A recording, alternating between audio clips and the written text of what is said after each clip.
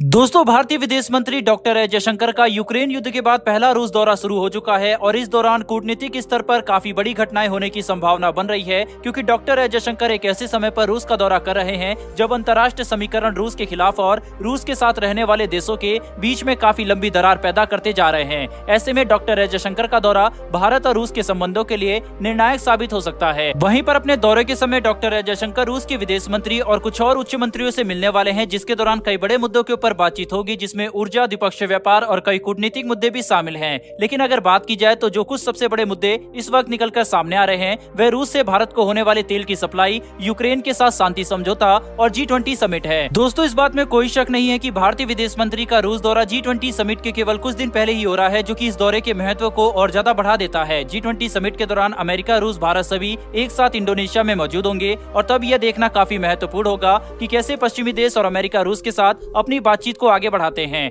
जिसे देखते हुए डॉक्टर एस जयशंकर का रूस दौरा काफी महत्वपूर्ण बन जाता है। वहीं इसके अलावा इस बात की भी संभावना काफी ज्यादा लग रही है कि डॉक्टर एस जयशंकर रूसी राष्ट्रपति व्लादिमीर पुतिन के साथ मुलाकात कर सकते हैं, जो कि अपने आप में ही काफी बड़ी खबर बन जाएगी, क्योंकि हाल ही में भारत रूस और यूक्रेन के बीच में शांति समझौते कराने के लिए भी काफी सक्रियता से काम कर रहा है। इसीलिए ऐसा संभव है कि doctor S Jaishankar Vladimir Putin के साथ सीधे तौर पर बातचीत करके यूक्रेन के साथ शांति के लिए बातचीत शुरू करने के ऊपर दबाव डाले। वहीं इस बात का कोई हल निकालें कि दोनों देशों के बीच में युद्ध को रोककर फिलहाल के लिए युद्ध विराम लगाया जाए, जिससे दोनों देशों में हालात सामान्य हो सके और रूस के ऊपर से भी प्रतिबंध हटने शुरू हो, ताकि भारत रूस के संबंध भी तेजी से आगे बढ़ सके। वहीं पर हाल ही में आई रिपोर्ट की बात करें तो ये बात साफ है कि इस साल के अक्टूबर में ही रूस भारत का सबसे बड़ा तेल आपूर्तिकर्ता देश बन चुका है, जिसके तहत रूस ने प्रतिदिन भारत को 9 लाख बैरल से भी ज्यादा तेल सप्लाई किया है और भारत ने अपनी कुल ऊर्जा जरूरतों का 23% रूस से ही पूरा किया है, जो कि काफी बड़ी बात है, क्योंकि इस मुकाम को भारत और रूस के संबंधों ने मात्र कुछ महीनों में ही हासिल कर लिया है। लेकिन अब क्योंकि सभी पश्चिमी देश रूस के ऊपर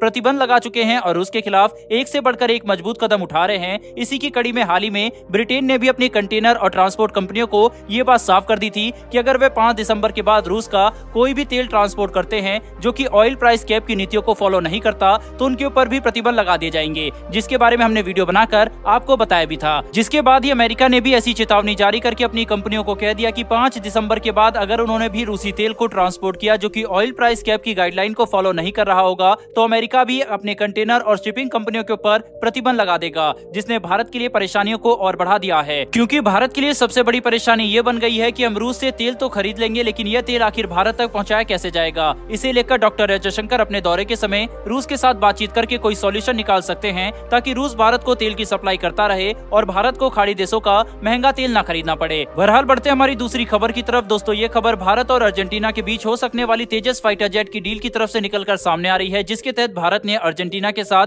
बातचीत को आगे बढ़ाने के लिए एक काफी बड़ा कदम उठाया है। दरअसल अर्जेंटीना में मौजूद भारतीय एम्बेसडर ने तेजस फाइटर विमानों की बातचीत को आगे बढ़ाने के लिए अर्जेंटीना की वायुसेना के प्रमुख के साथ मुलाकात की और तेजस फाइटर विमानों की डील के ऊपर बातचीत आगे बढ़े इसे सुनिश्चित किया, क्योंकि अर्जेंटीना तेजस फाइटर विमानों को लेकर काफी ज्यादा इंटरेस्टेड है और भारत भी इसे लेकर सक्रियता से काम कर रहा है। इसीलिए भारत का ये कदम तेजस की डील को तेजी से आगे बढ़ा सकता है। हाल ही में अर्जेंटीना की सेना के प्रमुख अपने कुछ उच्च अधिकारियों के साथ भारत दौरा करने आए थे, जिसमें उन्होंने न कि केवल हिंदुस्तान एरोनॉटिक्स लिमिटेड की फैसिलिटी को विजिट किया, बल्कि तेजस और प्रचंड हेलीकॉप्टर का भी दौरा किया, जिससे ये बात साफ हो गई है कि अर्जेंटीना भारत से तेजस और अलग अलग तरह के हेलीकॉप्टर खरीदने में काफी इंटरेस्टेड है। दोस्तों, तेजस फाइटर विमानों की डील को लेकर अर्जेंटीना के साथ भारत कूटनीतिक और सैन्य हर स्तर पर बातचीत कर रहा है, जिससे चीजों को जल्दी आगे बढ़ाया जा सके। और अगर फिलहाल अर्जेंटीना भारत से तेजस फाइटर विमान की खरीद कर लेता है, तो ये भारत से तेजस फाइटर विमानों को खरीदने वाला पहला देश बन जाएगा, जो कि दोनों देशों के संबंधों को पहले के मुकाबले कई गुना ज्यादा आगे बढ़ा सकता है। बहरहाल दोस्तों, इस वीडियो में इतना ही। फिर मिलेंगे डिफेंस और वर्ल्ड अफेयर से जुड़ी ऐसी एक नई वीडियो के साथ। धन्यवाद। जय हिंद।